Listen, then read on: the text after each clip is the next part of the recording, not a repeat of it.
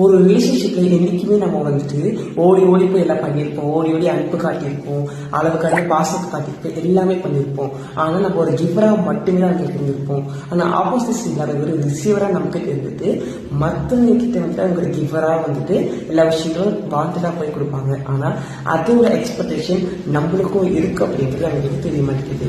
ஏன் அப்படின்னா நம்ம கொடுத்தே பழகிட்டோம், அவங்க வாங்கியே பழகிட்டாங்க. அந்த பாசம் கொஞ்சம் 1% நீங்க திருப்பி கொடுத்தா அவங்க 100% சந்தோஷப்படுவாங்க அப்படிங்கிறது யாருக்குமே தெரிய மாட்டேங்குது. ஆனா அதே விஷயத்த என்ன பண்றாங்க அப்படின்னா அடுத்த பர்சன் கிட்ட போயிட்டு அவங்களுடைய பாசத்தை கொண்டையும் ஒரு வேலையே இல்லாத பர்சன் கிட்ட கொடுத்துருப்பாங்க. இதுல இருந்து என்ன தெரியுது அப்படின்னா கொடுக்குறவங்க கொடுத்துட்டே தான் இருப்பாங்க பாசத்தை, அதை அலட்சியம் பண்றவங்க அலட்சியம் பண்ணிட்டே தான் இருப்பாங்க. அதனால உங்க லைஃப்ல வந்துட்டு யாருக்கு நீங்க வந்துட்டு வேல்யூவா தெரியுங்களோ அவங்களுக்காக மட்டுமே நீங்க இருங்க. உங்க வேல்யூ என்ன அப்படின்றது கொஞ்சம் படிக்கிறீங்கன்னா உங்க லைஃப் நல்லா இருக்கும்.